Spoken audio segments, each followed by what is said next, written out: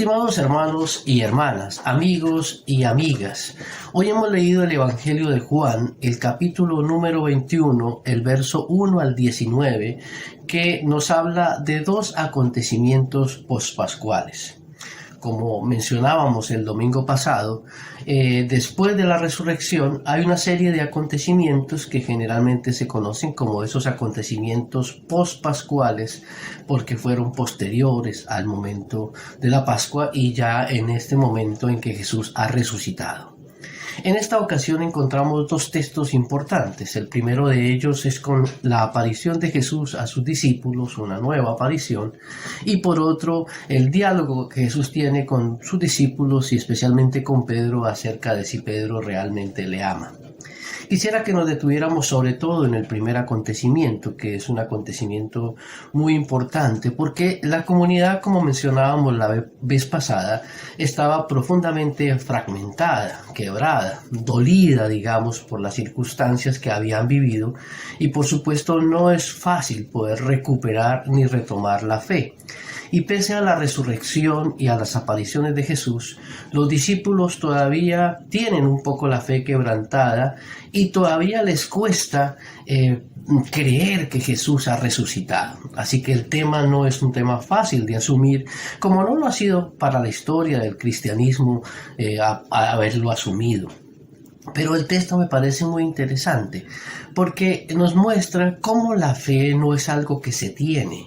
La fe no es algo que se posee. Nadie es dueño de la fe. Nadie realmente puede decir yo tengo fe y la tengo aquí como tengo una parte de mis órganos, como tengo mis ojos, como tengo mis emociones, mis sentidos. La fe no es algo que se posee, no es algo que se tiene y no es algo tampoco que se obtiene a partir de un trueque.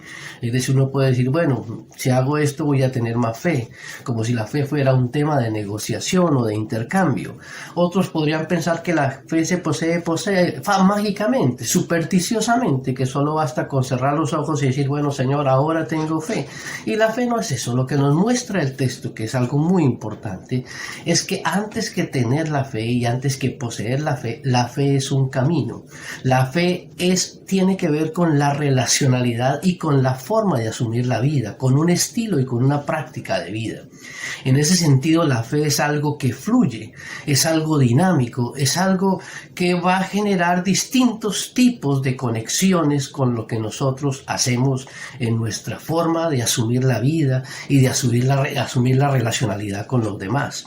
Y este texto me parece muy importante porque los discípulos han regresado porque es comprensible lo que ha pasado para ellos y necesitan volver nuevamente a las redes.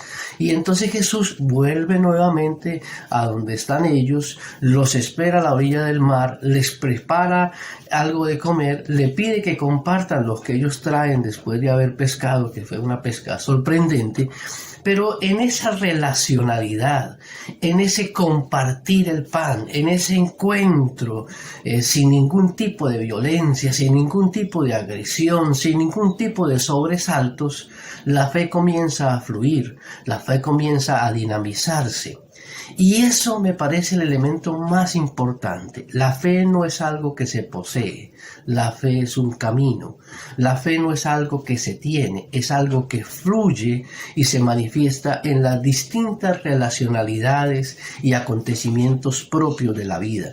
Y en ese sentido Jesús aparece con sus discípulos para compartir el pan, para compartir sus rostros, para compartir el encuentro, para compartir las cotidianidades que ellos tienen que hacer y de esa manera afianzar la fe y la confianza en Dios.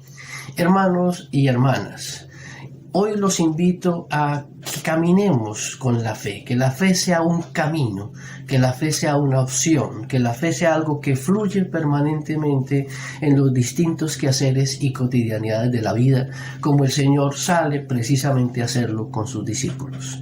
Que el Señor nos guarde y nos bendiga y reafirme nuestra fe en este tiempo en que las incertidumbres y los momentos duros que se viven por la muerte y por tantas cosas, antes que permitir que nuestra fe quedara por ahí quieta, siga fluyendo permanentemente en nuestros quehaceres cotidianos. Que el Señor nos guarde y nos bendiga.